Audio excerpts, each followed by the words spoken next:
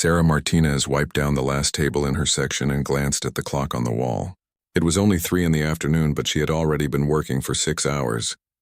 Her feet hurt inside her worn black shoes and her back ached from carrying heavy trays all morning. But she could not stop yet. In 2 hours, the evening shift would begin, and tonight was special.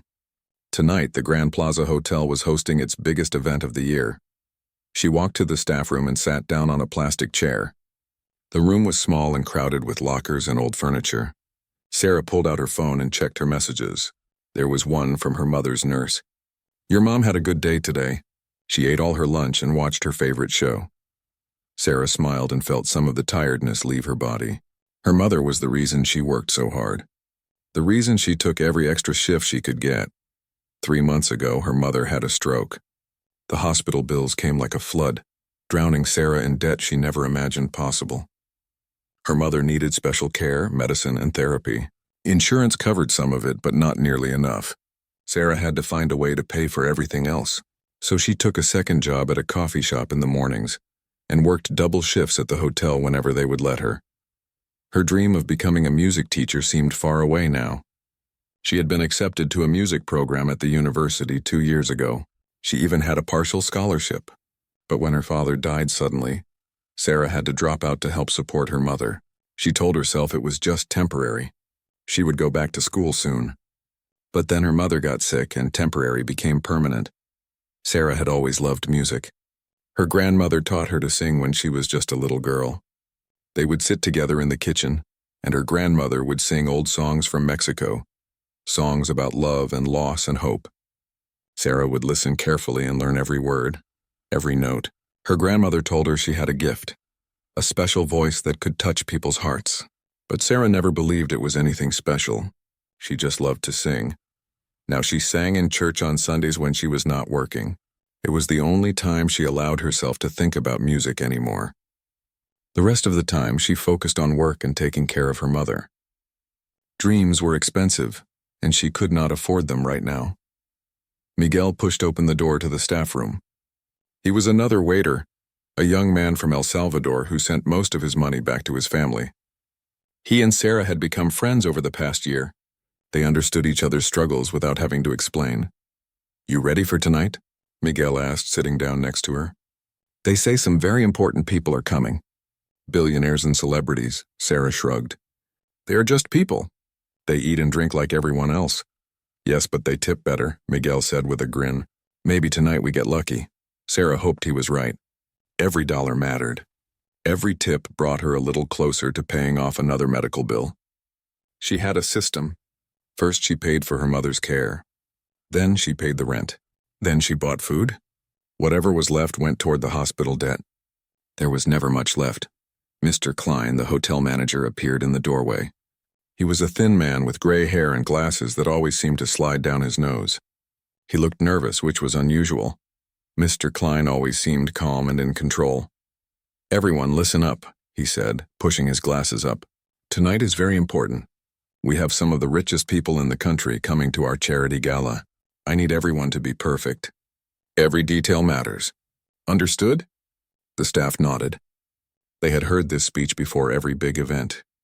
But Mr. Klein seemed more worried than usual tonight. "The dinner starts at 7, he continued. "We have a famous opera singer coming to perform at 8:30.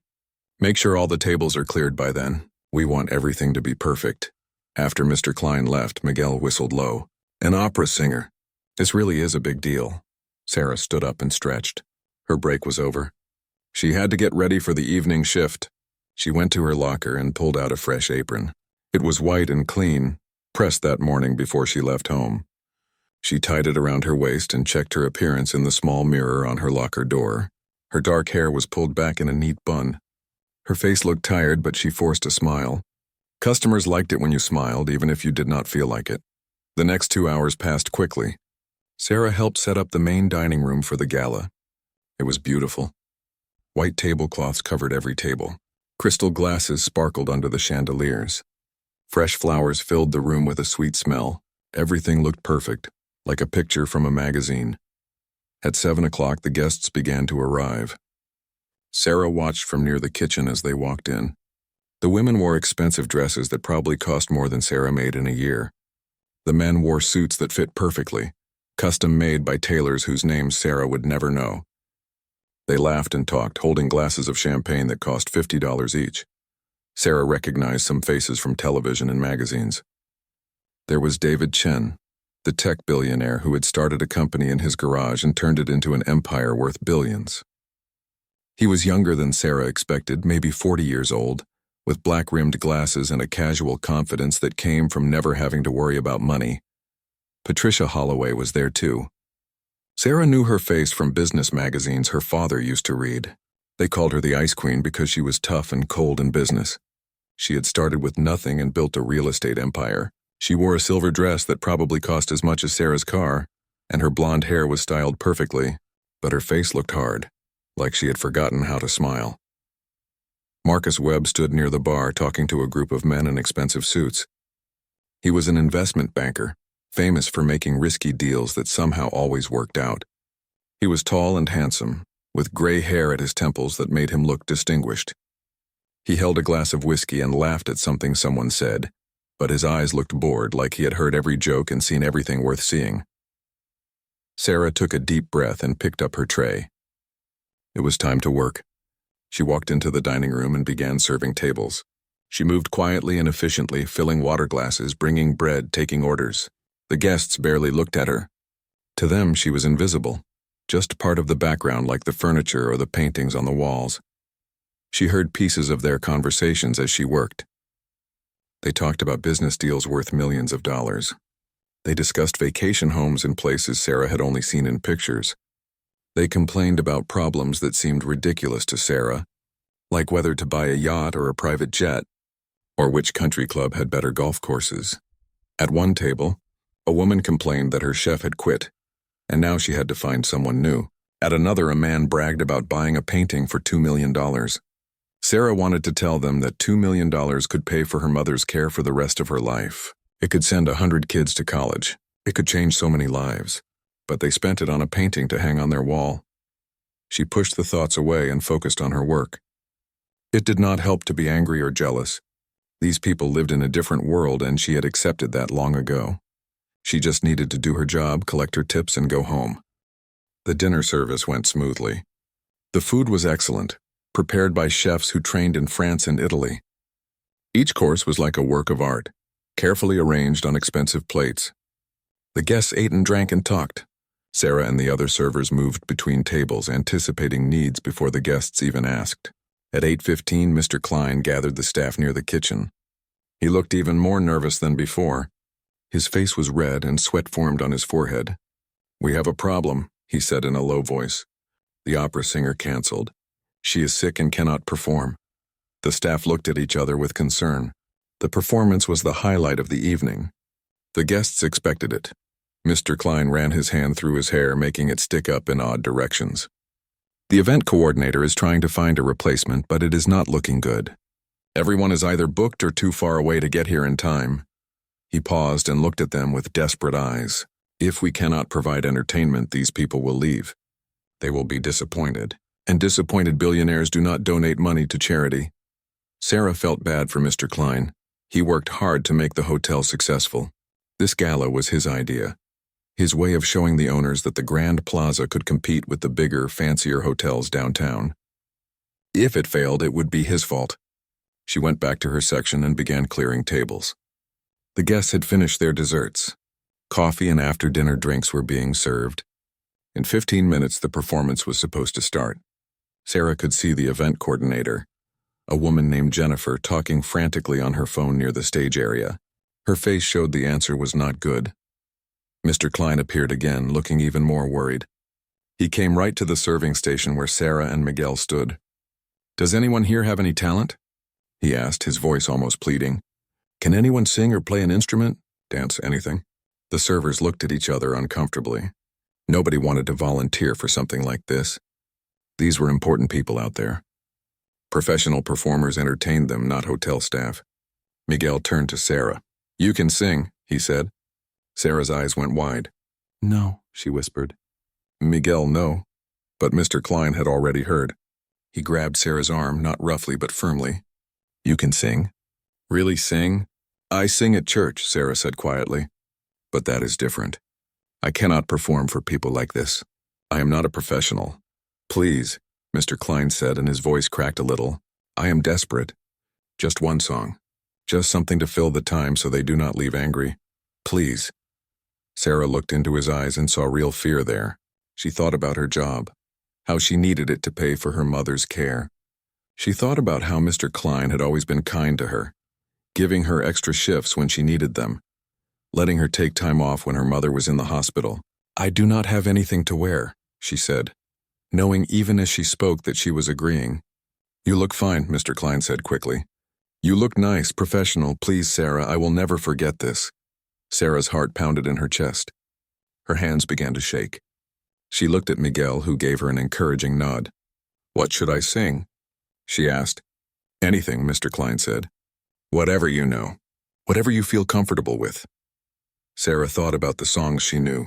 She could sing some popular songs or maybe something from church.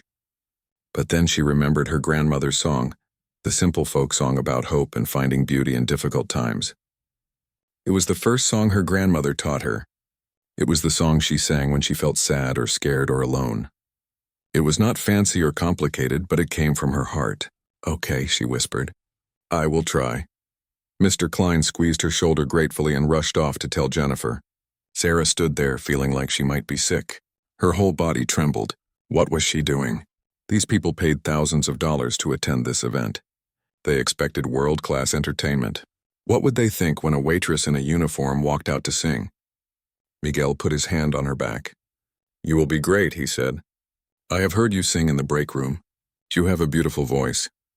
Sarah appreciated his kindness, but she did not believe him. She had never performed for anyone except her church congregation and her family. This was completely different. These were people who had everything, who had seen and heard the best performers in the world. How could her simple song mean anything to them? Jennifer appeared beside her, slightly out of breath. You are saving my life, she said. When Mr. Klein gives you the signal, just walk to the front of the room. I will introduce you. Keep it short, maybe 3 to 4 minutes. Can you do that? Sarah nodded, not trusting her voice to speak. Jennifer rushed off to talk to the sound technician. Sarah stood near the kitchen door, trying to calm her racing heart. She closed her eyes and thought about her mother. Her mother always believed in her. Even when Sarah doubted herself, her mother said she had a gift. Her grandmother had said the same thing. She thought about why she was really here, working these long hours, sacrificing her dreams. It was love. Love for her mother, love for her family. Love that pushed her forward even when she was tired and discouraged. Maybe she could put that love into the song. Maybe that would be enough. Mr. Klein appeared beside her and nodded. It was time. Sarah walked slowly toward the front of the dining room. Her legs felt weak, like they might not hold her up. The room full of billionaires and important people seemed huge, the ceiling impossibly high. The chandeliers sparkled above her like stars she could never reach. Jennifer stepped onto the small stage area and spoke into a microphone. Ladies and gentlemen, we have a special treat for you tonight. One of our talented staff members has graciously agreed to perform for us. Please welcome Sarah Martinez. There was polite applause, but Sarah could see the confusion on their faces. Some looked annoyed. Others looked curious but skeptical. Patricia Holloway glanced at her phone, clearly not interested. Marcus Webb leaned back in his chair with his arms crossed, looking bored before she even began. David Chen was talking to the person next to him, not even paying attention. Sarah stood at the front of the room in her waitress uniform, her hands clasped in front of her to keep them from shaking. She looked out at all those faces, those people who lived in a world so different from hers. She felt small and insignificant, like a mouse standing before lions. Then she closed her eyes. She thought of her mother lying in bed at the care facility. She thought of her grandmother's weathered hands teaching her to make tortillas while singing in the kitchen. She thought of her father, gone too soon, who always told her to be brave. She thought of every struggle, every sacrifice, every moment of fear and doubt, and she began to sing. The first notes that came from Sarah's mouth were soft and uncertain. Her voice trembled slightly, betraying her nervousness. She sang in Spanish, the language of her grandmother's song, the language that felt most natural when speaking from the heart. The melody was simple, almost childlike, but there was something pure about it. The song spoke of a small bird who lived in a garden. The bird had no beautiful feathers like the peacock. It could not fly as high as the eagle. It could not swim like the duck. But every morning the little bird sang its song, filling the garden with music. And that music brought joy to everyone who heard it. The song's message was simple but profound. You do not need to be extraordinary to make a difference. You just need to share what you have with an honest heart. As Sarah sang, something began to change inside her. The fear started to fade. She forgot about the fancy dresses and expensive suits. She forgot about the crystal chandeliers and the intimidating wealth surrounding her. She thought only of the words, of the meaning behind them, of her grandmother's voice teaching her this song on quiet evenings long ago. Her voice grew stronger. It filled the room with warmth and emotion. She sang about the little bird who kept singing even when storms came, even when winter made the garden cold and gray, even when nobody seemed to listen. The bird sang because singing was its gift, its purpose, its joy. Sarah opened her eyes and saw that something had changed in the room. Patricia Holloway had put down her phone. Her hand rested on the table, frozen in place. Marcus Webb had uncrossed his arms and leaned forward slightly. David Chen had stopped talking and turned to face her fully. Around the room, conversations had died. Glasses had been set down. Everyone was watching her, listening to her. She saw it in their faces, something she did not expect. They were not looking at her with pity or amusement. They were listening, really listening. Some faces showed surprise. Others showed something deeper, something that looked almost like recognition or memory, as if her simple song was reminding them of something they had forgotten. Sarah sang the second verse, her voice now confident and clear. This verse told how the little bird made friends with a lonely old man who lived next to the garden. Every morning the man would open his window to hear the bird's song. It gave him hope. It made him smile. It reminded him that beauty still existed in the world, even though his life had been hard and full of loss. As she sang these words, Sarah thought about her own mother. She thought about the nurses who took care of her, who were kind even though they were overworked and underpaid. She thought about Miguel and the other workers who struggled every day, just to survive, yet still found reasons to smile and help each other. She thought about all the ordinary people doing extraordinary things with no recognition, no applause, no reward except the knowledge that they were doing what needed to be done. Her voice carried all of these thoughts, all of these feelings. She was not just singing notes and words anymore. She was telling a story that she lived every single day. And somehow, in this room full of people who seemingly had everything, her story of struggle and perseverance was touching something deep inside them. Patricia Holloway felt her eyes begin to burn with tears. She blinked rapidly, trying to stop them. She could not remember the last time she had cried. 20 years? 30? She had built her empire by being tough, by never showing weakness, by never letting emotions cloud her judgment. But this girl's voice cut through all of that armor like it was made of paper. The song reminded Patricia of her own mother, a woman who had worked in a factory for 40 years, who had worn the same coat for a decade because she saved every penny for Patricia's education. Her mother had sung while doing the dishes, simple songs in Polish that Patricia had forgotten, or thought she had forgotten. But now, listening to Sarah, those memories came flooding back with painful clarity. Patricia remembered being a young girl, embarrassed by her mother's accent and her cheap clothes. She remembered promising herself that she would be rich, that she would never struggle like her mother struggled. And she had kept that promise. She became wealthy beyond imagination. But somewhere along the way, she had forgotten why she wanted that wealth in the first place. She had forgotten the warmth of her mother's kitchen, the sound of her mother's voice, the feeling of being loved despite having nothing. Marcus Webb felt something strange happening in his chest. It was a tightness, an ache. He realized with shock that he was feeling emotion, real emotion for the first time in years. His life had become a game of numbers and deals. He moved money around, made investments, created wealth. But it all felt meaningless now, listening to this young woman sing about a bird that brought joy simply by being itself. He thought about his childhood in a small town in Ohio. His father had been a teacher, his mother a librarian.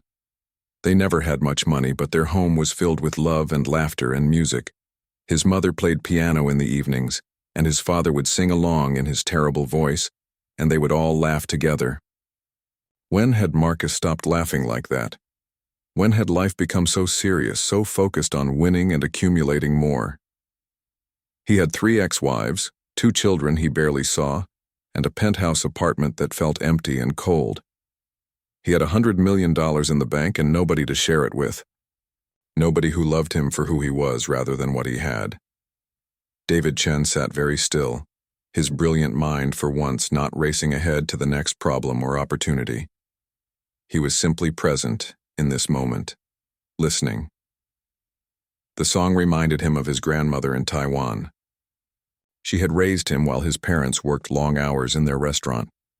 She spoke very little English, so she communicated through food and simple songs and gentle touches. His grandmother had died 5 years ago. David had been too busy with a product launch to attend her funeral. He told himself she would have understood. She always understood. But now he wondered if that was true. Had she felt abandoned by him?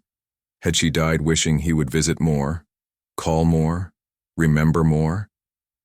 Success had come easy to David.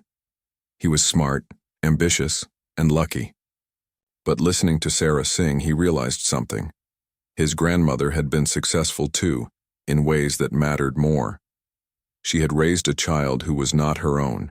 She had given love without expecting anything in return. She had found joy in simple things. When had David last felt joy? Real joy, not the temporary thrill of closing a deal or watching his company's stock price rise. Around the room, similar thoughts were occurring to other guests.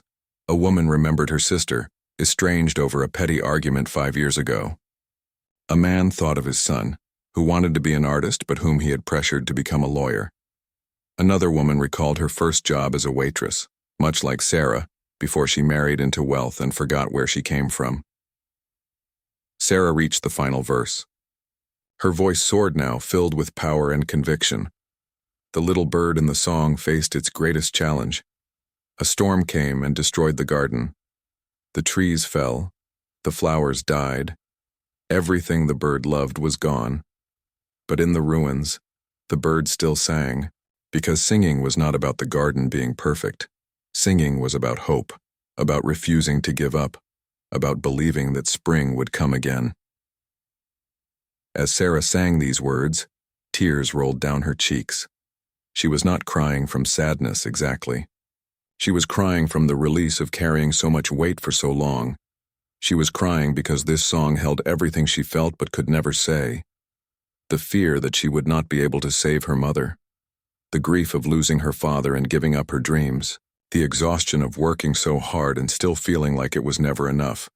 But also the hope that somehow, some way, things would get better. That her small efforts mattered. That her love made a difference. Her voice cracked slightly on the last line, raw with emotion. But that imperfection made it more beautiful, more real. She sang the final note and let it fade slowly into silence. Then she stood there, her hands at her sides, tears on her face, feeling more exposed and vulnerable than she had ever felt in her life. The silence in the room was complete. Nobody moved. Nobody spoke. Sarah could hear her own heartbeat, loud in her ears. She had failed, she thought. She had embarrassed herself and Mr. Klein and the hotel. These important people must think she was foolish, a waitress who thought she could entertain them with a simple children's song. She lowered her eyes, ready to run back to the kitchen, ready to disappear. But then she heard a sound, a chair scraping against the floor. She looked up and saw David Chen standing.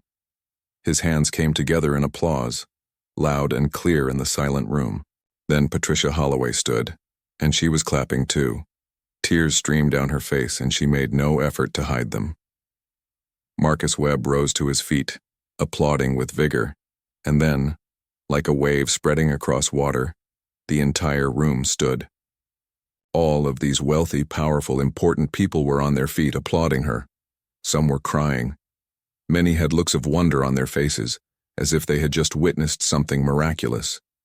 The applause grew louder and louder. It filled the room and seemed to shake the chandeliers. Sarah stood frozen, unable to believe what was happening. She had expected polite courtesy at best. She had feared laughter or dismissal. But this was something she never imagined. Mr. Klein was crying too, she noticed. The applause continued for what felt like forever, but was probably only a minute or two. Sarah did not know what to do. Should she bow? Should she speak? She had never been in a situation like this. Finally, she did the only thing that felt natural. She put her hand over her heart and nodded, a simple gesture of gratitude. Then she walked quickly back toward the kitchen, her face burning, her heart racing. But she did not make it to the kitchen. Patricia Holloway stepped into her path. Up close, the woman was even more intimidating. She was tall and elegant, and her silver dress probably cost more than Sarah made in 6 months. But her eyes were red from crying, and her expression was soft, almost vulnerable. "Wait," Patricia said. "Please, what is your name?" "Sarah," she replied quietly. "Sarah Martinez." "Sarah," Patricia repeated as if testing the sound of it. "That was the most beautiful thing I have heard in a very long time. Maybe ever." Sarah did not know how to respond to that. "Thank you" seemed inadequate. "It was just a simple song my grandmother taught me." "What do you do here?" Patricia asked. "Are you a performer?" "No, I am a waitress. I was working tonight. They asked me to sing because the real performer canceled." Patricia's eyebrows rose. "A waitress? You work here at the hotel?" Sarah nodded. Other guests had begun to gather around them, drawn by curiosity. David Chen and Marcus Webb pushed through the small crowd. "That was extraordinary," Marcus said. His voice was rough, like speaking was difficult. "Where did you train?" "Juilliard? Berkeley?" "I did not train anywhere," Sarah said, feeling embarrassed by all the attention. "I just sing at church sometimes." "You must record," David said. His mind was already racing with possibilities. "You need a platform. You could have millions of followers." Sarah shook her head. "I am not interested in being famous. I just needed to help tonight. My manager asked me to." "But why are you working as a waitress?" Patricia asked. The question was gentle but persistent. "With a voice like that, you could be performing professionally." Sarah hesitated. She did not want to share her problems with strangers, especially not wealthy strangers who could never understand what her life was like. But something about Patricia's expression made her honest. Maybe it was because Patricia had cried during her song. Maybe it was because Sarah was too tired to pretend anymore. "I was in a music program at the university," she said quietly. "I wanted to be a music teacher, but my father died 2 years ago, and I had to drop out to help my mother. Then 3 months ago, my mother had a stroke. She needs special care. The medical bills are very high, so I work here and at a coffee shop in the mornings. I send everything I earn to pay for her care." The words came out flat, factual. Sarah had told this story so many times to hospital billing departments and insurance companies that it no longer felt like her life. It was just information, data points explaining her situation. But the effect on her listeners was powerful. Patricia's face crumpled with emotion. She reached out and took Sarah's hand. "I am so sorry," Patricia said. "That must be incredibly difficult." "It is okay," Sarah replied automatically, the response she always gave. "I am managing." But Marcus shook his head. "It is not okay. You should not have to choose between caring for your mother and following your dreams. That is not okay at all." David was quiet, his sharp mind working through something. Finally he spoke. "How much are the medical bills?" "What do you owe?" Sarah felt uncomfortable discussing money. "It is a lot. Too much to think about. I just focus on paying what I can each month." "But how much total?" David pressed gently. Sarah swallowed hard. "With everything? The hospital stay, the rehabilitation, the care facility, the ongoing treatment, about $300,000. But I have been paying it down. I owe about $260,000 now." The number hung in the air between them. To Sarah, it was an impossible mountain, something that would take years to climb. But she saw the looks that passed between Patricia, Marcus, and David. For them, she realized that number was nothing. They probably spent more than that on cars or jewelry or vacation homes. Patricia squeezed Sarah's hand. "Can we talk? Somewhere private? Just for a few minutes?" Sarah glanced toward the kitchen where Mr. Klein was watching with wide eyes. She still had work to do. Tables to clear, dishes to take back. But Mr. Klein nodded at her, giving permission. I guess so, Sarah said. Patricia turned to Marcus and David. Come with us? It was phrased as a question, but they both nodded immediately. Whatever was happening here, they all felt it. This was important. This mattered in a way that their business deals and investments did not. Jennifer, the event coordinator, showed them to a small private dining room off the main hall.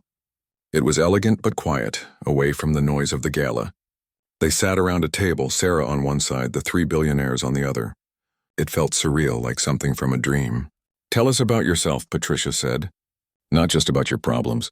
Tell us about you. What do you love? What did you want to become before life got complicated? So Sarah told them. About her grandmother and the kitchen songs.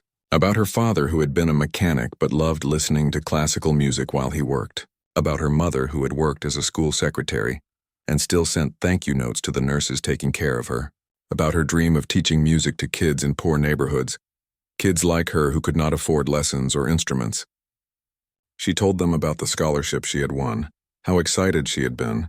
She described the moment she had to call the university and tell them she could not attend. The shame and disappointment she had felt, but also the certainty that she was doing the right thing. Her family needed her. That mattered more than her dreams. But dreams matter too, Marcus said quietly. Dreams are what make life worth living. Sarah smiled sadly. Dreams are luxury items. I deal with necessities now. Patricia leaned forward, her elbows on the table. What if you did not have to choose? What if you could take care of your mother and follow your dreams? That is impossible, Sarah said simply. I do not have that kind of money. The three billionaires looked at each other again. Something passed between them. A silent conversation happening in glances and small nods. Finally, David spoke. Sarah, what you did tonight was remarkable. Not just your singing, though, that was beautiful. You reminded us of something important. Something we had forgotten. What do you mean? Sarah asked, confused. Patricia answered. We have all been successful in business. We have made a lot of money. Achieved things most people only dream about. But we lost something along the way. We forgot what really matters. We forgot to be human. Your song, Marcus added. It cut through all the nonsense. All the luxury and prestige and importance we wrap ourselves in. It reminded us of what life is actually about. Connection, love, purpose, simple beauty. Sarah did not know what to say to that. These people were being so kind, but she felt like they were giving her too much credit. It was just a song. No, Patricia said firmly. It was much more than that. And we want to help you. We want to do something meaningful for once instead of just moving money around or closing deals. I do not understand, Sarah said. David pulled out his phone. Give me the name of your mother's care facility and the hospital where she was treated. I want to see the bills. Why? Sarah felt a flutter of hope but was afraid to let it grow. Because, David said, we are going to pay them. Sarah stared at David Chen, certain she had misunderstood him. Pay them? What do you mean? I mean, David said patiently, we want to pay off your mother's medical bills. All of them. Sarah felt the room spin slightly. She gripped the edge of the table to steady herself. That is $260,000. You cannot just... You cannot... We can, Patricia said gently. And we want to. Please let us do this. Sarah shook her head, trying to process what was happening. This did not make sense. People did not just give away that kind of money to strangers. There had to be a catch, some expectation she did not understand yet. Why? She asked. Why would you do this for me? You do not even know me. Marcus leaned back in his chair, his expression thoughtful. Do you know what I did before I came here tonight? I spent 3 hours on a conference call arguing about a deal worth $50 million. We were fighting over half a percentage point. Do you know how much that is? Sarah shook her head. $250,000, Marcus said. We were arguing for 3 hours about the same amount of money you need to save your mother's life and reclaim your future. And do you know what I felt during that call? Nothing, absolutely nothing. It was just numbers on a spreadsheet. He paused, his voice becoming rough with emotion. But when you sang tonight, I felt something. For the first time in years, I felt like a human being instead of a machine that makes money. And I realized how empty my life has become, how meaningless all of this wealth is if I never use it for something real. Patricia nodded in agreement. I built my empire by being ruthless. I stepped on people. I made hard choices. I told myself it was necessary, that I would do good things with my wealth eventually. But eventually never came. I just kept accumulating more money, more properties, more things I do not need. Your song made me realize I have been wasting my life. You are giving us a gift, David added. You are giving us a chance to do something that actually matters. Please do not take that away from us. Sarah felt tears running down her face again. She had cried more in the last hour than she had in the past year. She had taught herself not to cry because crying did not pay bills or solve problems, but now the tears came freely and she could not stop them. I do not know what to say, she whispered. Say yes, Patricia urged. Let us help you. Sarah thought about her mother.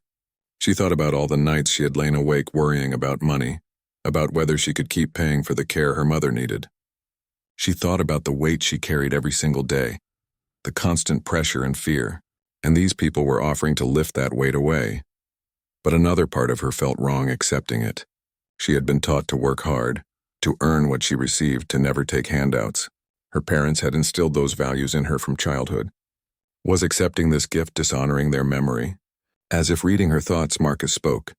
This is not charity. This is not us feeling sorry for you. This is us recognizing value where others might not see it. You gave us something precious tonight. You reminded us of our humanity. That is worth far more than money. Besides, David added with a slight smile, we are billionaires. This money means nothing to us, but it means everything to you. What kind of person would have the power to change someone's life and choose not to use it? Sarah looked at their faces. She saw sincerity there, genuine desire to help, and she realized something. Maybe accepting help was not weakness. Maybe it was courage. Maybe it was okay to let people be kind, to accept grace when it was offered. Yes, she said, her voice barely audible. Yes, thank you. Patricia reached across the table and took both of Sarah's hands in hers. No, thank you. The next hour passed in a blur. David made phone calls to his accountant and lawyer, arranging for the medical bills to be paid immediately. Patricia called her assistant and told her to clear her schedule for the next day. Marcus contacted his financial advisor and set up what he called a trust fund, though Sarah did not fully understand what that meant. They asked her questions, many questions, about her life, her mother, her dreams, her plans. Sarah answered as best she could, though she still felt like she was in a dream and might wake up at any moment back in the hotel restaurant, clearing tables and collecting tips. Tell us more about your dream, Patricia said. You wanted to teach music? Yes, Sarah replied. I wanted to teach music to kids in poor neighborhoods, kids whose families cannot afford lessons or instruments. I grew up in a neighborhood like that. If my grandmother had not taught me to sing, if my school had not had a music program, I might never have discovered that I loved music. But the school program got cut, Sarah continued. Budget problems. A lot of schools in poor areas cannot afford music or art programs anymore, so kids like me do not get a chance to learn. I wanted to change that. I wanted to start a program that was free, that provided instruments and lessons to any kid who wanted to learn. That is a beautiful dream, Marcus said. Very specific and practical. Have you thought about how you would implement it? Sarah laughed softly, a sad sound. I used to think about it all the time. I had notebooks full of plans. How I would find funding, where I would rent space, how I would recruit teachers. But that was before my father died. Now those notebooks just collect dust in my closet. What if you could make it happen? David asked. What would you need? Sarah shrugged. Money, mostly. Space to hold classes. Instruments, teachers willing to work for not much pay. It would probably cost at least $100,000 to start, and then ongoing costs of maybe $50,000 a year. So basically impossible. The three billionaires exchanged looks again. Sarah was beginning to recognize that look. It meant they were thinking of something, planning something. What if we funded it? Patricia asked. What if we gave you the money to start your music program? Sarah's mouth fell open. What? No, you are already doing too much. I cannot ask for more. You are not asking, David pointed out. We are offering. There is a difference, but why? Sarah asked again. Why would you invest in something like this? Marcus smiled, a genuine smile that reached his eyes. Because it makes sense. Because it is a good idea that will help kids who need it. Because we have more money than we could spend in 10 lifetimes, and this is a better use of it than buying another yacht or mansion. And because, Patricia added, we want to be part of something real. Something that matters. We are tired of fake charity galas where people donate money just to be seen donating. We want to help build something meaningful. Sarah felt overwhelmed. This was too much too fast. A few hours ago, she had been a struggling waitress drowning in debt. Now 3 billionaires were offering to pay her mother's bills and fund her dream project. It did not feel real. I need time to think, she said. This is all happening so fast. I cannot make decisions about something this big right now. Patricia nodded with understanding. Of course. Take all the time you need. But Sarah, understand this. We are serious. This is not something we are saying in the moment and will forget tomorrow. We mean it. Here, David said, pulling out a business card and writing on the back. This is my personal cell phone number. Call me anytime, day or night. We will talk more about this soon. Patricia and Marcus gave her their cards too, each with personal numbers written on the back. Sarah held the 3 cards in her hand, staring at them. These were some of the most powerful people in the country, and they were giving her their private contact information. There is something else we want to discuss, Marcus said. The 3 of us have been talking and we have an idea. But it involves you, so we wanted to ask your permission first. What kind of idea? Sarah asked cautiously. We want to hire you, Patricia explained. Not as a waitress. As a consultant, I suppose you could say. We want you to help us figure out how to be better philanthropists. Sarah blinked in confusion. I do not understand. I do not know anything about philanthropy. Exactly, David said. That is why we need you. We know how to give money to big organizations and get tax deductions. But we do not know how to actually help people. We do not know what real people need because we are so far removed from that life. You could teach us, Marcus added. Help us see where money could make a real difference. Not just throwing money at problems, but actually solving them in practical ways. I would not know how to do that, Sarah protested. You already know, Patricia insisted. You know what it is like to struggle. You know what help you needed and could not get. You understand things we never will because we have been rich for too long. She leaned forward, her expression intense. Sarah, do you know how much money the 3 of us have donated to charity in the past year? Combined, probably $50 million. And do you know how much good it did? Honestly, I have no idea. The money disappeared into big organizations with overhead costs and administrative fees. Maybe some of it helped real people. Maybe not. We were just writing checks to feel good about ourselves. But your situation showed us a different way, David said. Direct help. Personal connection. Real impact. We can see exactly how our help will change your life and your mother's life. That is so much more meaningful than giving money to some giant foundation. Sarah understood what they were saying, but it still seemed strange. So you want me to tell you who to give money to? In a way, yes, Marcus said. But more than that. We want you to help us understand need, to identify problems we could solve, to think about how to use our resources in smart, effective ways. And, Patricia added, we would pay you for your time. This would be a real job. You could quit your waitressing positions, focus on your mother and on this work. How much would you pay? Sarah asked, then immediately felt embarrassed for asking. But she needed to know if this was realistic. What do you make now? David asked. From both jobs combined? About $35,000 a year. Before taxes. All 3 billionaires looked shocked. Sarah realized that to them, $35,000 was probably what they spent on a single dinner or shopping trip. We would pay you $100,000 to start, Patricia said. Plus health insurance, which would cover your mother's care going forward. Sarah gasped. That was more than 3 times what she made now. It was more money than she had ever imagined earning. I do not have any qualifications, she said weakly. I did not even finish college. You have the only qualification that matters, Marcus said. You understand what real life is like for most people. That is something we cannot learn from a book or a business school. Think about it, David urged. Talk to your mother. Take a few days to consider. But Sarah, this is a real offer. We are not going to change our minds. A knock on the door interrupted them. Mr. Klein poked his head in, looking worried. I am so sorry to interrupt. Sarah, if you are done here, I could really use your help. We are short-staffed. Sarah stood up immediately. Of course. I am coming right now. She turned back to the 3 billionaires. Thank you. For everything. I still cannot believe this is happening. Believe it, Patricia said with a warm smile. And call me tomorrow. We have a lot to discuss. Sarah nodded and followed Mr. Klein out of the private dining room. As she walked back toward the main hall, her mind spun with everything that had just happened. She felt like she had stepped into someone else's life, a life where impossible things became possible. The gala was winding down.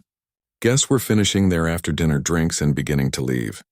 Sarah returned to her section and began clearing tables, doing the work automatically while her thoughts raced. Miguel appeared beside her carrying a tray of dirty dishes. "What happened?" he whispered urgently. "You were gone for a long time. Everyone is talking about you." "I do not even know how to explain it," Sarah replied. "They want to help me. Help my mother. They are offering me a job." Miguel's eyes went wide. "What kind of job?" "I am not really sure," Sarah admitted. "Something about helping them figure out how to give money to people who need it." "That is amazing," Miguel said. "Sarah, this is like a miracle." "It feels like a dream," Sarah said. "I keep thinking I will wake up and it will all be gone." But it was not a dream. As the evening ended and guests departed, several of them stopped to talk to Sarah. They wanted to know her name, where she was from, whether she performed professionally. One woman slipped her $100 bill and told her the song had touched her heart. A man gave her his card and said if she ever wanted to record an album, he knew people in the music industry. Patricia, Marcus, and David were among the last to leave. Each of them stopped to say goodbye to Sarah, to remind her to call them, to tell her they meant everything they had said. "This is not over," Patricia said, taking Sarah's hands one more time. "This is just the beginning." After they left, after all the guests were gone, Sarah helped the other staff clean up. She wiped tables, stacked chairs, swept floors, the same work she did every night. But everything felt different now. The weight she had carried for so long felt lighter. The future that had seemed so dark and narrow suddenly held possibilities she had never dared to imagine. Mr. Klein found her as she was getting ready to leave.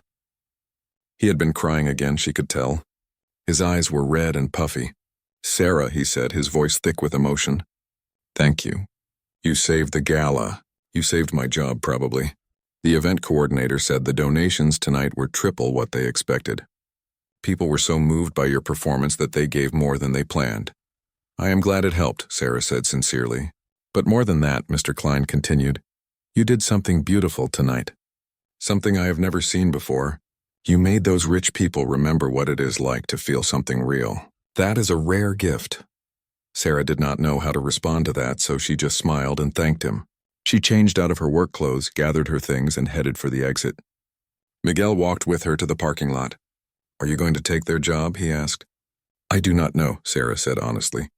"Part of me thinks it is too good to be true, that something will go wrong." "But what if nothing goes wrong?" Miguel said. "What if this is really happening? What if your life is about to change?" Sarah looked up at the night sky, at the stars shining above the city lights. She thought about her grandmother, who had taught her that little birds could make a big difference just by singing their songs. She thought about her mother, who had always believed Sarah was meant for something special. She thought about her father, who had told her to never give up on her dreams.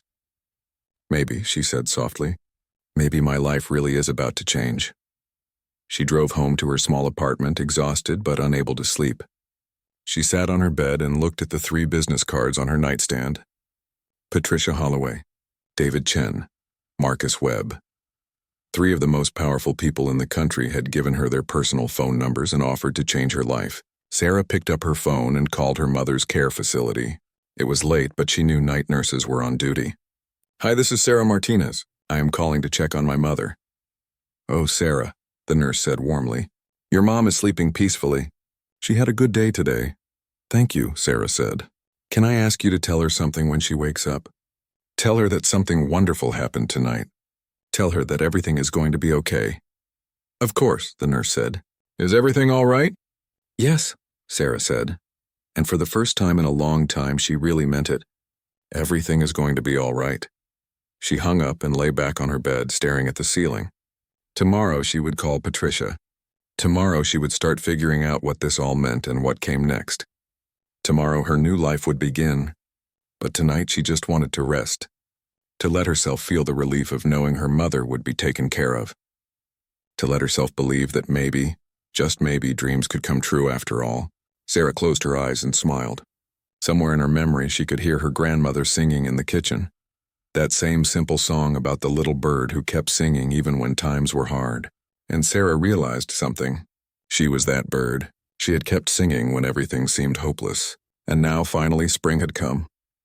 Sarah woke up the next morning unsure if the previous night had been real. She lay in bed for a moment, staring at her alarm clock. It was 7 in the morning. Usually, she would be getting ready for her shift at the coffee shop. But last night, Mr. Klein had told her to take the day off. He said she deserved rest after what she had done for the hotel. She reached for her phone and saw 3 missed calls, all from numbers she did not recognize. Her heart started to race. Maybe they had changed their minds. Maybe it had all been a mistake. With shaking hands, she checked her voicemail. The first message was from David Chen's assistant. "Hello, Ms. Martinez. Mr. Chen asked me to call and inform you that arrangements have been made with your mother's care facility and the hospital. All outstanding bills have been paid in full as of this morning. Mr. Chen hopes this gives you peace of mind. Please call back if you have any questions." Sarah sat up straight in bed, her hand pressed to her mouth. It was real. They had actually done it. The second message was from Patricia Holloway herself. "Sarah, it is Patricia. I know this must all seem overwhelming, but I want you to know we are serious about everything we discussed. I am free this afternoon if you would like to meet for coffee and talk more. No pressure. Just call me when you are ready." The third message was from Marcus Webb. "Good morning, Sarah. Marcus here. I have been thinking about your music school idea all night. I have some thoughts about funding and structure that I think you will find interesting. Let us talk soon. And congratulations on your mother's bills being cleared." That must be a huge relief. Sarah put the phone down and began to cry, but these were not tears of sadness or stress like she had cried so many times before. These were tears of relief, of joy, of gratitude so overwhelming she could not contain it. She called her mother's care facility immediately. A different nurse answered this time, the day shift supervisor. "Yes, Ms. Martinez, we received payment in full this morning from a Mr. David Chen's financial office. Everything is taken care of. Your mother is covered for the next 6 months, and we have instructions to contact Mr. Chen's office when payment is needed again." "Can I come visit her today?" Sarah asked. "I need to see her." "Of course. She will be so happy to see you." Sarah showered and dressed quickly. She felt strange not rushing to get to work. For the first time in 3 months, she had nowhere she needed to be. No shift starting in an hour. No bills demanding immediate attention. The feeling was so unfamiliar that she did not quite know how to process it. She drove to the care facility, a clean but simple building on the edge of town. It was not fancy, but the staff was kind and the care was good. Sarah had chosen it carefully, finding the best place her limited money could afford. She had visited her mother every day for the first month after the stroke, but as work demands increased, visits had become less frequent. Now she came 3 or 4 times a week, feeling guilty every time she had to skip a day. Her mother was in the common room, sitting in a wheelchair by the window. Maria Martinez was only 57, but the stroke had aged her. Half her body was still weak, and her speech was slow and difficult.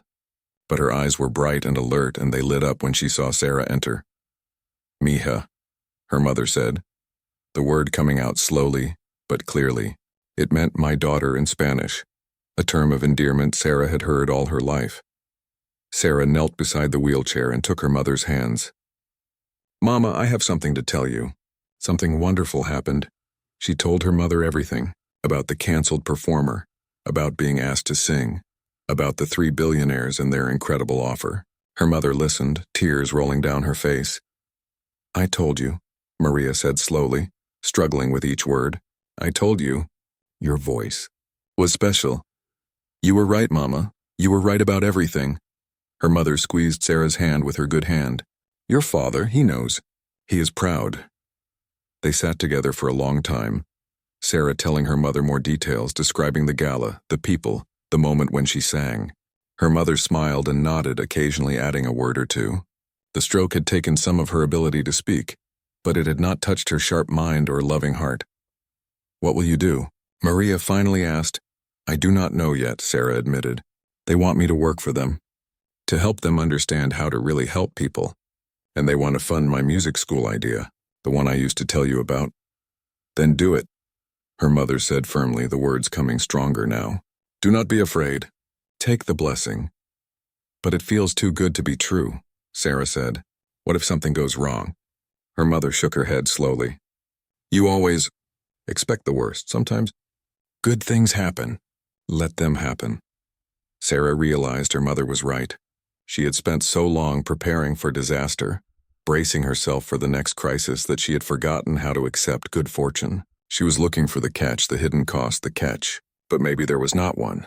Maybe sometimes people were just kind. Maybe sometimes miracles happened.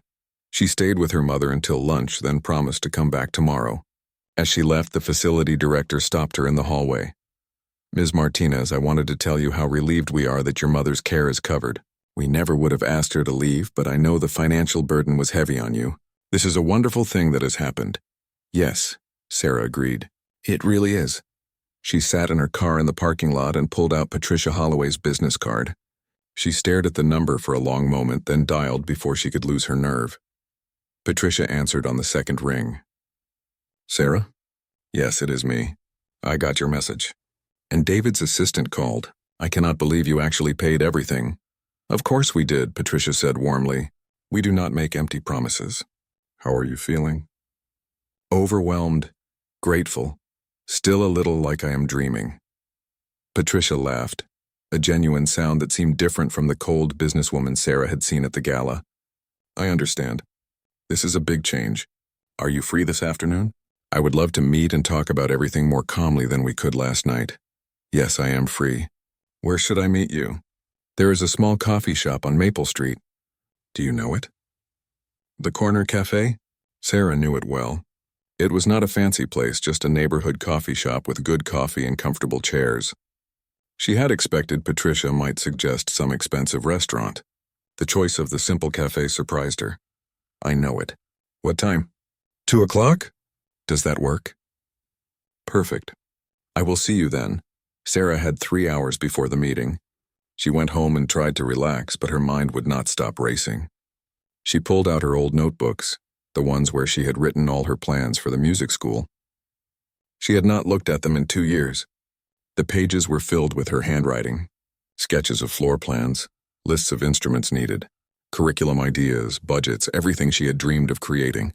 Looking at them now, she felt a strange mix of emotions: sadness for the time lost, hope for what might still be possible, fear that even with help she might fail, but also determination. If she was really going to do this, she would do it right.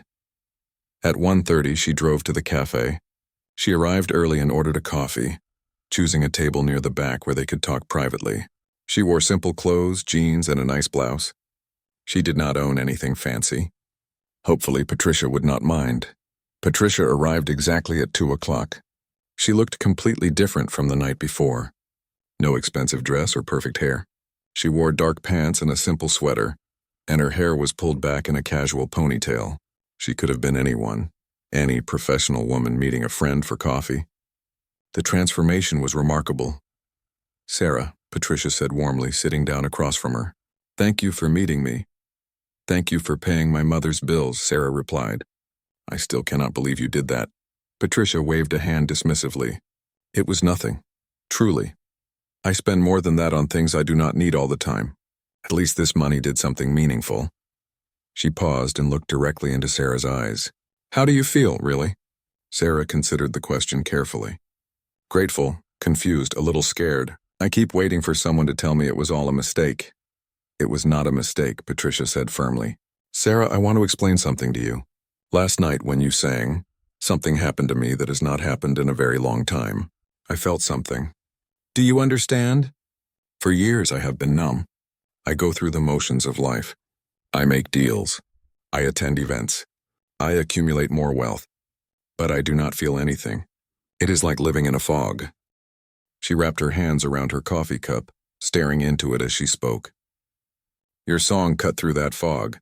It reminded me of my mother, of my childhood, of who I used to be before money became my only measure of success. It made me remember that there is more to life than winning and acquiring."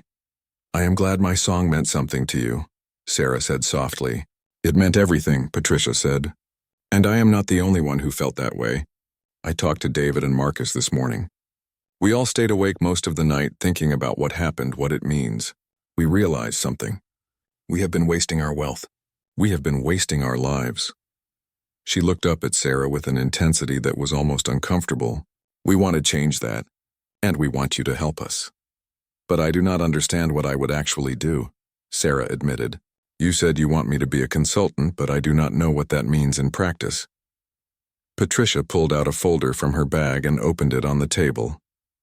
Let me show you what we are thinking. We want to create a new foundation. Not like the big impersonal foundations that already exist. Something different. Something focused on finding individuals and families who need help and providing direct, meaningful assistance.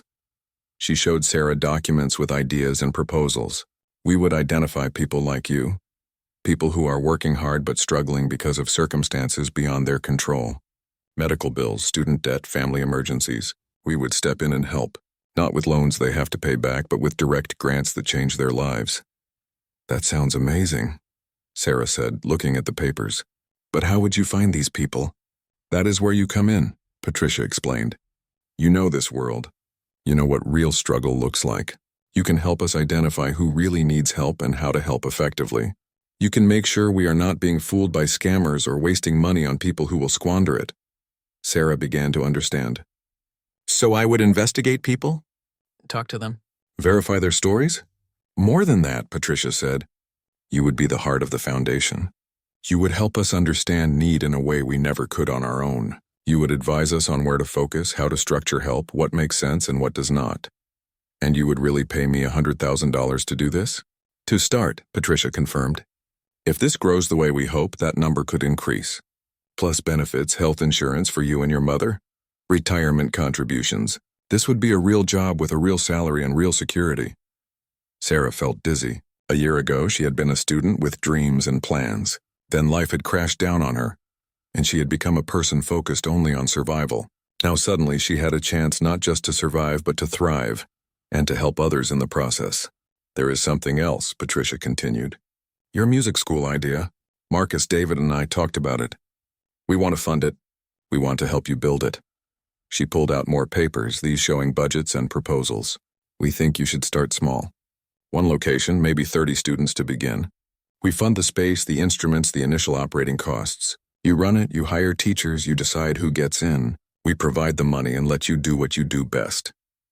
Sarah looked at the numbers. They had allocated $200,000 for startup costs and $100,000 per year for operations. It was more than she had dared to dream of in her most optimistic moments. This is too much, she whispered. I do not deserve all this. Patricia reached across the table and took Sarah's hand. Listen to me carefully. You do deserve this. You deserve it because you kept going when everything was falling apart. You deserve it because you took care of your mother even when it meant giving up your dreams. You deserve it because you have a good heart and a talent that should be shared with the world. She squeezed Sarah's hand. But more than that, we need this. We need to do something meaningful with our wealth. We need to be part of something real. You are giving us that chance. So please do not think of this as charity. Think of it as partnership. We bring resources. You bring wisdom, compassion, and understanding. Together we can do something amazing. Sarah felt tears welling up again. She seemed to cry more in the past 24 hours than she had in the past year. Okay, she said. Okay, I will do it. I will try. Patricia smiled broadly. Excellent. Now let us talk details. They spent the next 2 hours going over everything. Patricia had clearly spent the morning working with her team, because she had documents ready for almost every question Sarah asked. There were employment contracts to review, foundation bylaws to discuss, budget proposals to examine.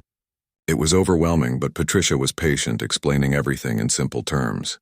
Take these home, Patricia said, handing Sarah a folder full of papers. Read through everything carefully. Talk to your mother if you want. We can have our lawyers explain anything that is confusing. Do not sign anything until you are completely comfortable. When would I start? Sarah asked. Whenever you are ready.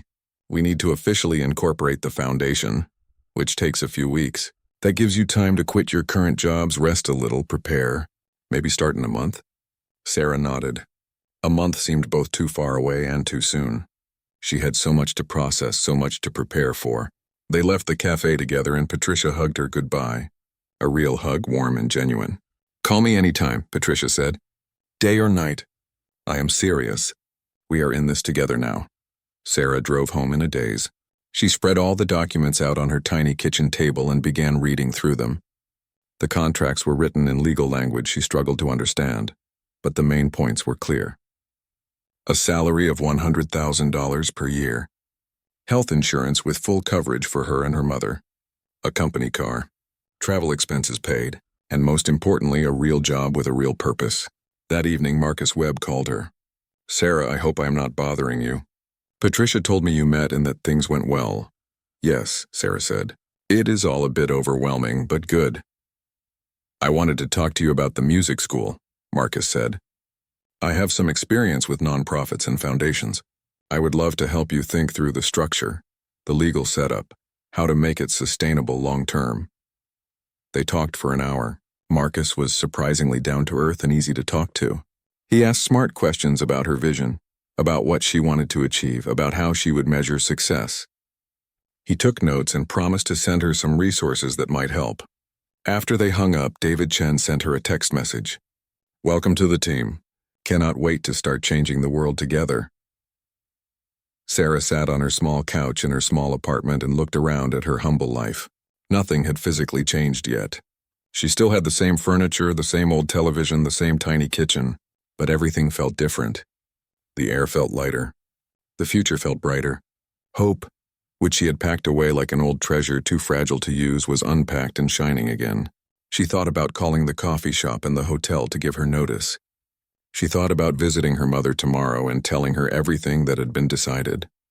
She thought about the music school that might actually become real. She thought about kids in her old neighborhood who would get a chance to learn music like she had. But most of all, she thought about her grandmother, who had taught her that simple song about the little bird. She wished her grandmother was still alive to see this, to know that her lessons about singing through storms had been so perfectly right. Sarah picked up her guitar, which she had not played in weeks. She tuned it slowly, enjoying the familiar process. Then she began to play and sing softly that same old song, "The Little Bird Who Kept Singing." The bird who brought joy even when everything seemed dark. And Sarah understood now. She was that bird. She had always been that bird.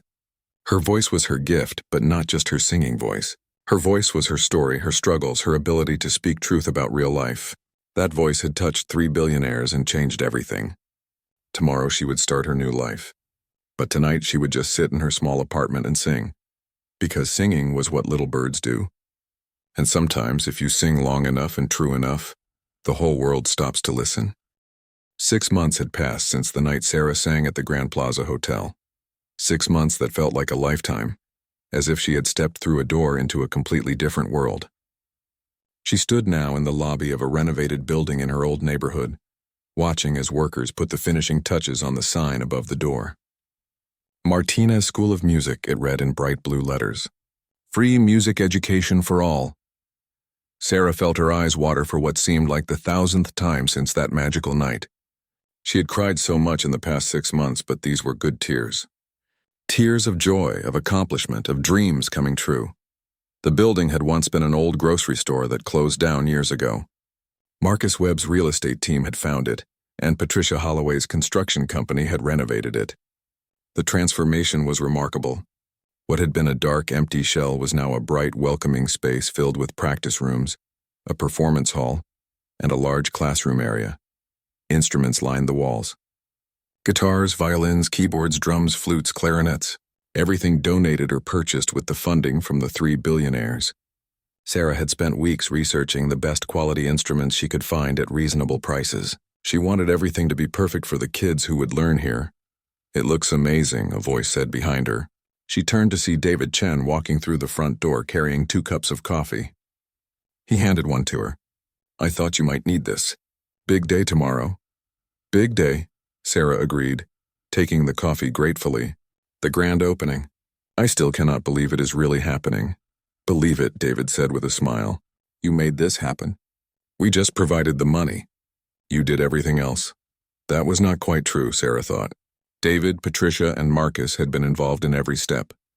They attended meetings, gave advice, connected her with the right people. They had become not just her employers, but her friends and mentors. The past 6 months had been a whirlwind. Sarah had quit both her jobs, though Mr. Klein at the hotel had been sad to see her go. He told her he understood, and that she was meant for bigger things. Miguel had been happy for her too, though she could see the envy in his eyes. She promised herself that once the foundation was fully running, Miguel would be one of the first people they helped. Working for the foundation had been both challenging and rewarding. Patricia had officially named it the Bridge Foundation because its mission was to bridge the gap between those who had resources and those who desperately needed them. Sarah's role was to find people whose lives could be changed with the right help at the right time. She had traveled to different cities, visited communities, talked to social workers and teachers and nurses. She looked for people like her, people who were working hard but drowning in circumstances beyond their control. In 6 months, the Bridge Foundation had helped 43 families. They had paid medical bills, covered rent to prevent evictions, funded education, and provided job training. Each case was different, but the result was always the same. Lives transformed, hope restored.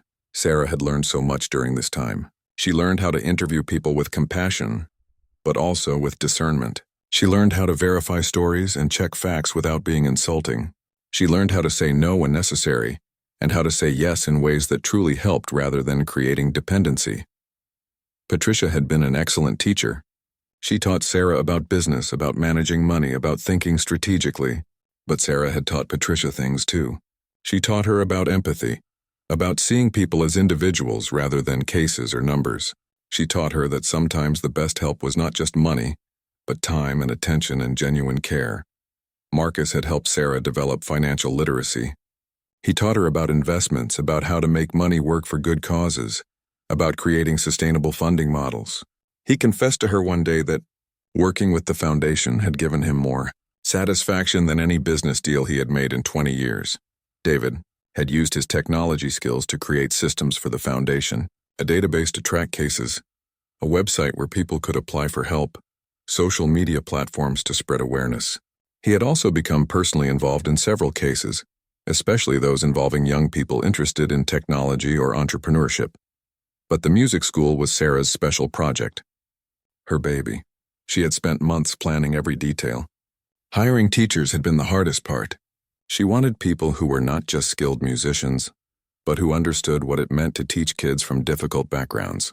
She found 5 incredible teachers, each one passionate about music and about making a difference. The curriculum was carefully designed. Beginning students would learn basic music theory and start with one instrument. Advanced students could learn multiple instruments and even composition. There would be group classes and individual lessons.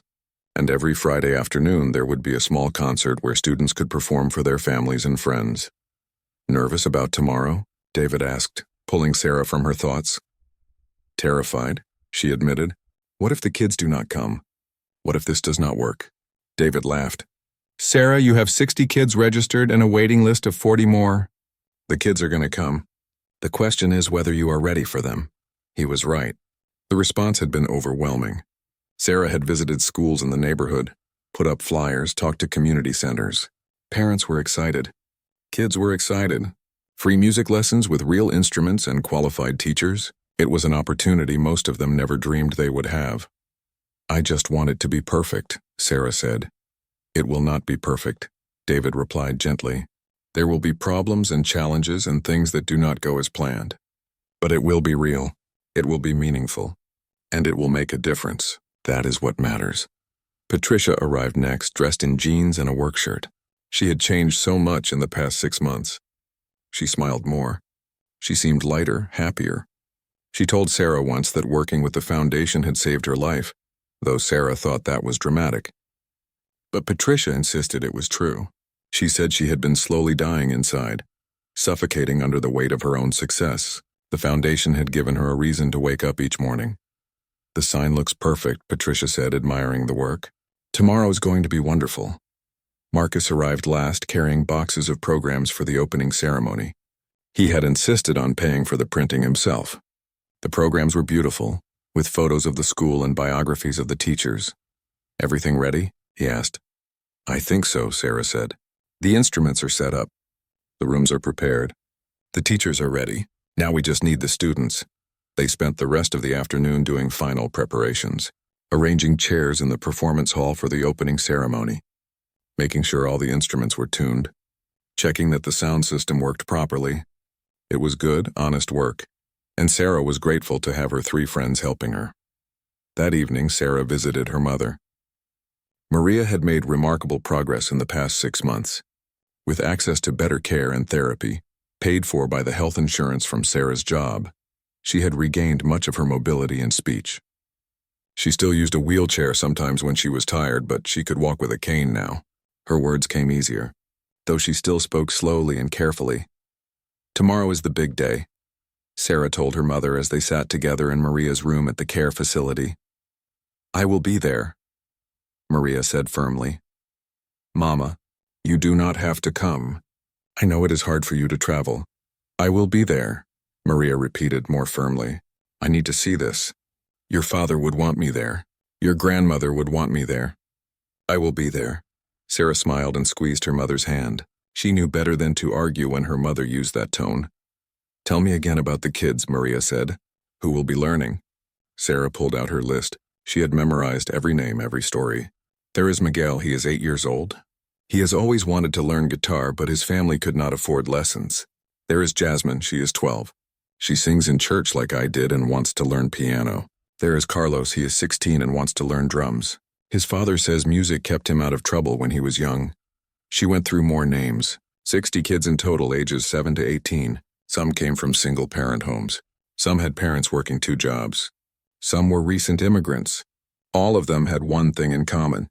They loved music but had never had the chance to really learn it.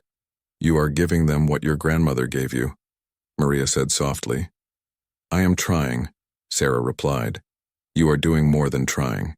You are succeeding. I am so proud of you, mija." They talked until visiting hours ended. Sarah hugged her mother goodbye and promised to pick her up in the morning for the opening ceremony. That night, Sarah could not sleep. She lay in her new apartment, which was bigger and nicer than her old one, and thought about everything that had happened. 6 months ago, she had been a struggling waitress with crushing debt and fading dreams. Now she had a career she loved.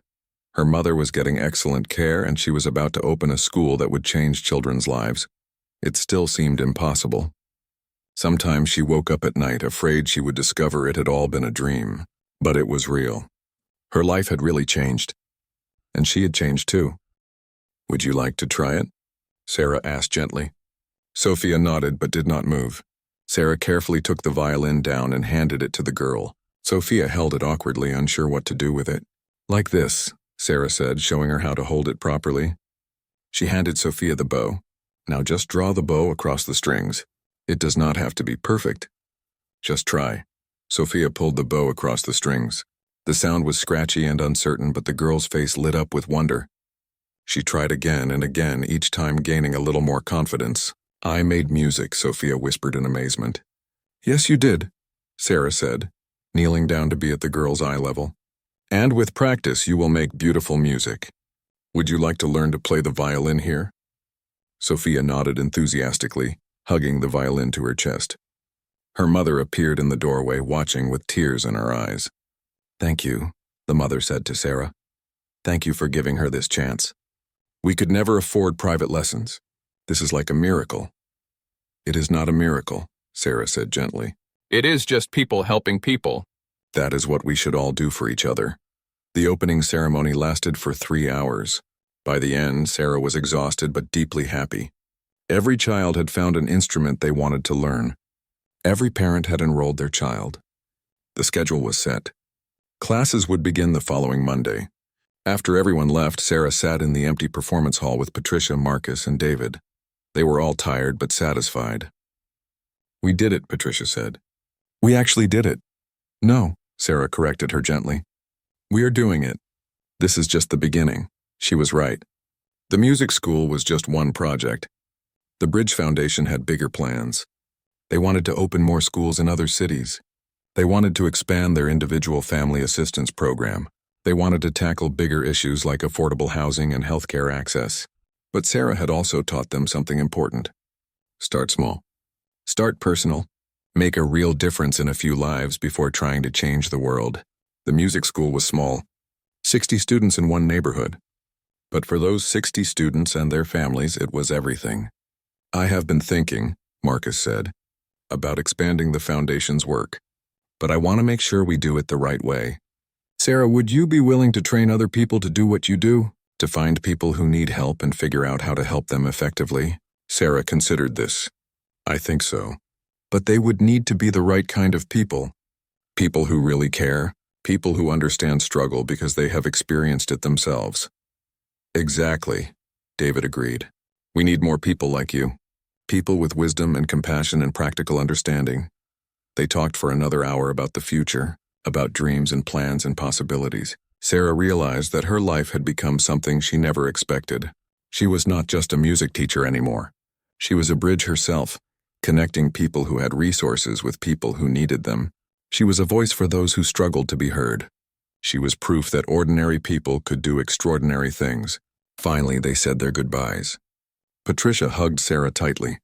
Thank you for that night 6 months ago. Thank you for singing that song. You changed my life. You changed mine, Sarah replied. Marcus and David hugged her too. They had become like family to her. 4 people from completely different worlds who had found common purpose and genuine friendship. Sarah drove her mother back to the care facility. They were both exhausted but happy. Your grandmother would be so proud, Maria said as Sarah helped her out of the car. I wish she could have seen this, Sarah said. She sees it, Maria replied with certainty. She knows, and she is singing with joy. That night, Sarah sat alone in her apartment and pulled out her guitar. She played the song, her grandmother's song, the simple melody that had started everything, the song about the little bird who kept singing even when times were hard. She thought about that night at the hotel, standing in front of all those wealthy, powerful people in her waitress uniform. She had been so scared, so certain she would fail. But she had sung anyway. She had shared her gift, small as it seemed, and that one act of courage had changed everything. Sarah realized something profound. She had spent her whole life thinking she was ordinary, just a regular person with a regular voice and regular dreams. But there was no such thing as ordinary. Every person had gifts to share. Every voice mattered. Every act of courage, no matter how small it seemed, could ripple outward and change the world. The little bird in her grandmother's song had not been extraordinary.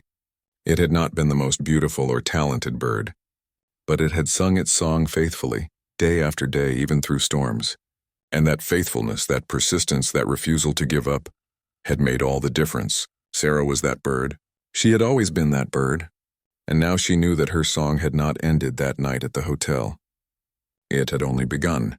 She would keep singing in her own way for the rest of her life, not just with her voice, but with her work, her compassion, her dedication to helping others. She put down her guitar and walked to the window. The city spread out before her, millions of people living their lives.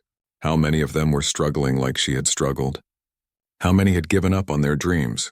How many needed someone to believe in them, to give them a chance, to remind them that they mattered? Sarah could not help everyone. No one could. But she could help some. And if she helped some and others helped some and the ripple continued to spread, maybe the world could change, one person at a time, one song at a time, one act of kindness at a time. The next morning, Sarah woke up early. It was Sunday, and she had promised to visit her mother and then prepare for the first day of classes on Monday. But first she had something else to do. She drove to her old church, the small building where she had sung for years. She arrived early before the service started and found Father Miguel in his office. Sarah, he said with a warm smile, I heard about your school. Congratulations, the whole community is talking about it. Thank you, Father. I actually came to ask you something. Would it be okay if some of my students performed here sometimes? During services or special events, I want them to share their music with the community. Of course, Father Miguel said immediately. That would be wonderful. Music is prayer. It brings people together. They talked for a while longer, and then Sarah attended the service. She sat in the same pew where she had sat for years, listening to the same hymns she had sung so many times. But everything felt different now. She was different. When it came time for the special music, Father Miguel surprised her by asking her to come forward and sing. Sarah had not planned on singing today, but she could not refuse. She walked to the front of the church just as she had done countless times before. But this time she did not sing one of the regular hymns. She sang her grandmother's song. The simple folk song about the little bird. She sang it in Spanish, just as her grandmother had taught her. And as she sang, she saw tears in many eyes. She saw heads nodding. She saw people connecting with the simple truth of the message. When she finished, the church was silent for a moment. Then softly at first, but growing louder, the congregation began to clap. Not the polite applause of the wealthy gala, but the warm, enthusiastic appreciation of a community celebrating one of their own. After the service, dozens of people came up to her. They congratulated her on the school. They thanked her for inspiring them. They told her their own stories of struggle and hope. Sarah listened to each person, really listened, and she understood something important. Her story was not unique. Everyone had struggles. Everyone had dreams. Everyone needed hope and encouragement and someone to believe in them. That afternoon, Sarah spent time with her mother. They looked at old photo albums together, remembering her father and grandmother. Maria told stories about Sarah's childhood, about how she had always loved to sing, about how her grandmother had predicted she would do great things someday. "But this is not what I expected," Sarah admitted. "I thought great things meant becoming famous or rich or important. I thought it meant being different from everyone else." "Great things," Maria said slowly, choosing her words carefully, "are not about being different from everyone else. Great things are about being truly yourself and using your gifts to help others. That is what you are doing. That is what your grandmother meant." Monday morning arrived, the first official day of classes at the Martinez School of Music.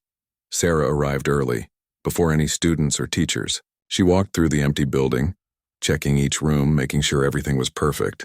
She felt nervous but excited, like standing at the edge of a great adventure. The teachers arrived next, and they gathered in the main classroom for a brief meeting. Sarah looked at their faces. They were young and old, from different backgrounds and musical traditions, but they all shared one thing. They believed in the power of music to transform lives. "Thank you all for being here," Sarah said. "Thank you for believing in this dream. Some of the kids who come today will become professional musicians, but most will not. That is okay. We are not just teaching music. We are teaching confidence, discipline, creativity, and joy. We are giving these kids a gift that will stay with them forever."